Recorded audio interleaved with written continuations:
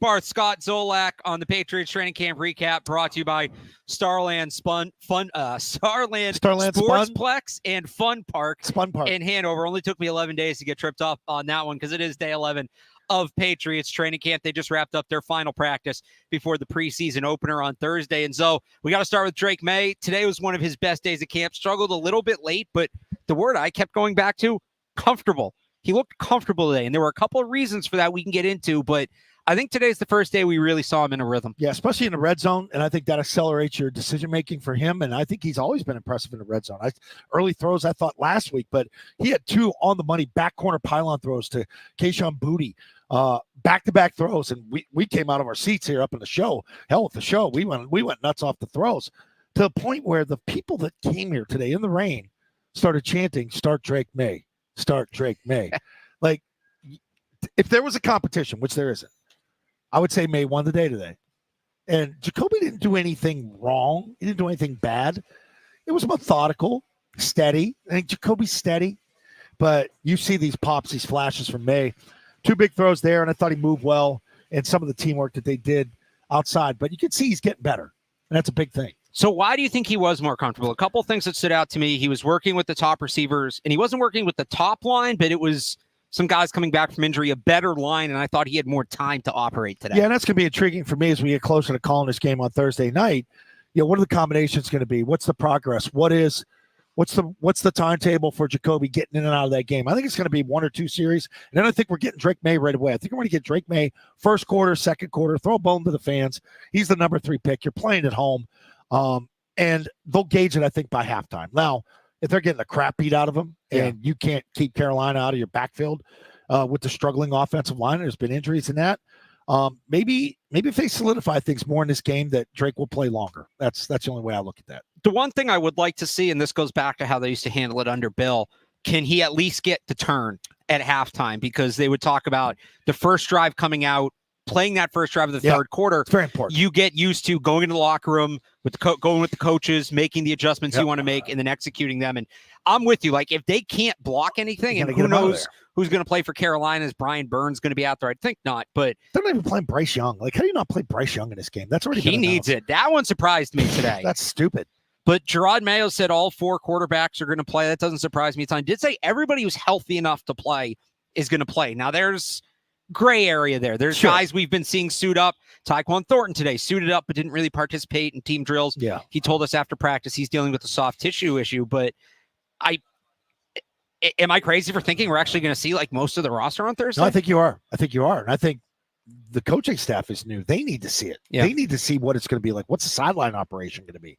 You're dealing with twice as many players. So there's going to be some confusing times, I think, on Thursday night, but they got to be able to work through it. So it's a test for, I think, everybody in the staff. Again, this training camp update is brought to you by Starland Sportsplex and Fun Park in Hanover. Thanks to them for sponsoring us all training camp. Let's talk a little bit more about that offensive line. Pieces in and out. David Andrews back today. City So didn't take part. I don't know if that was a rest day or what. Calvin Anderson said after practice he was fine. We're still seeing Caden Wallace at that second unit. He got shaken up at one point during practice but came back. It just feels like there's still no continuity there. Gerard Mayo has given the second preseason game as the date when he's asked, when do you want to know your offensive line? He said by the second preseason game. You got to pick 5 and roll with it. We're now 9 days away from that. It's all about continuity up front. Yeah, we talked to Calvin Anderson today, the guy that had the bout with malaria a year ago, missed some football. Looks like he's your starting right tackle. And I know Chuck Secorifor has been in a dumpster there. Like, he's got to get out. He's got to get healthy. Yep. And you got to get him up and running on that left side because right now I don't think Wallace is going to be able to handle it. And I know Vidarian Lowe's been out there, but I want to kind of move past him. I'm hoping that Thursday night kind of pushes that issue, right? It has to. If they're out there Thursday night, like, you're going to give this group a look. That's what you got to give them a look in a game. You can't judge it on practice. But if Vidarian Lowe's out there and he can't hold up, it's time to see Caden Wallace. Like, that should be the message. And look, if Vidarian Lowe's good, then okay, he gets another shot. Wide receivers, Javon Baker, great day today. A couple of highlight catches, looking like a real threat in the red zone. People getting excited over there for him. Like, these young kids are popping, they're flashing, and I like the way they compete. I like the way they fight for the football.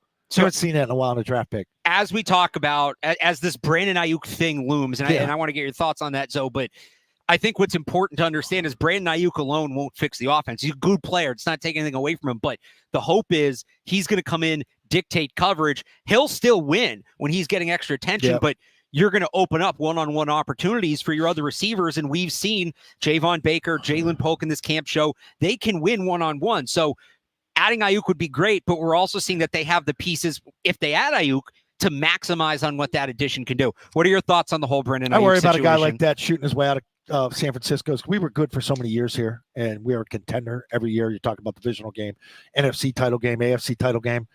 He shoots his way out of there. He doesn't care about winning. He cares about the money.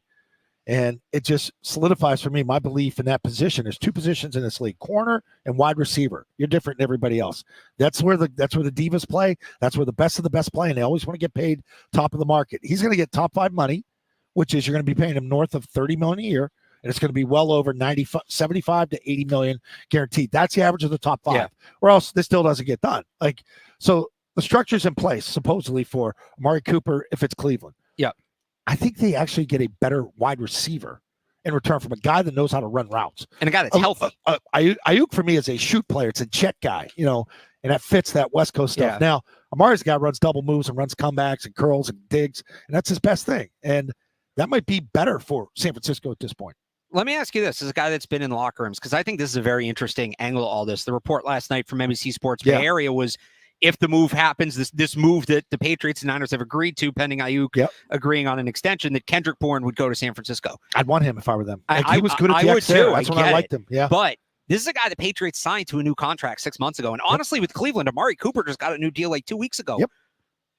How does that resonate for a player in the locker room and his teammates that you just got paid, the team just made a commitment to you, and before you even play a game, they're talking about moving on? The timing of this is a little sketchy for me. This still feels to me like it should have been done 3 months ago or 2 months ago, maybe around the draft. You knew the player was disgruntled. What took so long to get to this point? And why is it now down to New England and Cleveland? Well, New England has the most cap space, and I think New England's ready to move on from Cooper. He's on that final deal of that year. That $100 million No, he contract? got an extension a couple weeks ago because he wasn't happy with it. All right, so there you go. So that's in place.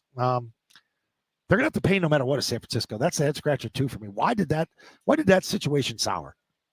That's what I'd be wary and a little bit leery of. They have a weird cap situation because they have a ton of money this year. They have paid a quarterback next year, and they have negative $35 million in cap next year. They got to pay him, and Trent Williams is kind of holding out too. So I think with Cooper, the idea is you have him for the 1 year, then you move on. With Bourne, it's less money. With Ayuk, he's not going to sign a 1 year deal. No, that's a guy that wants a 5-year contract and makes sense. He's 26 years old.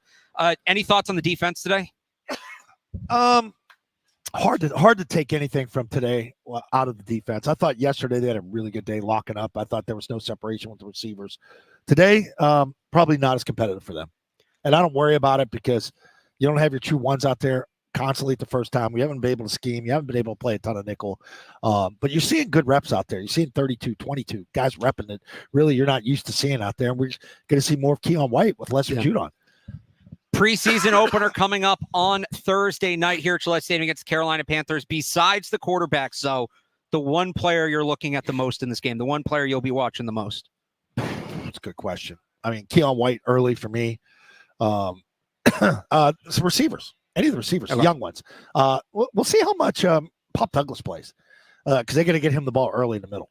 I'm going to go Christian Gonzalez. We've talked about him struggling a little bit in camp, but at the same time, talk to people. He's one of these guys that's a gamer when the lights come on, right? He shows up. Yeah. Let's see it. It's a game. Let's see the gamer game. Right. And I'm hoping he does. Let me know what the coverage is. Do I have help or don't I? That way I'll know how I'm covering. Right. One-on-ones, I don't buy a lot of I think he has a good game. I think he has a bounce back game Thursday night. We'll be back. I think the Patriots are back on the field on Sundays, their next practice. Yeah, you won't see me. You won't be here. I'll have a recap at some point on Sunday. Attaboy. Make sure you subscribe to the Sports Hub YouTube page and follow the Sports Hub on Twitter to get these updates. Myself and Matt Dolph will have coverage on today's practice and looking ahead to Thursday night's preseason game on 98.5thesportshub.com. So, Zoe, enjoy the call Thursday night. Thanks, buddy. Luck. We'll be on Channel 4. Watch it. And you can tune into the game on 98.5 The Sports Hub. For Scott Zolak, I'm Alex Barth. Thanks for tuning in.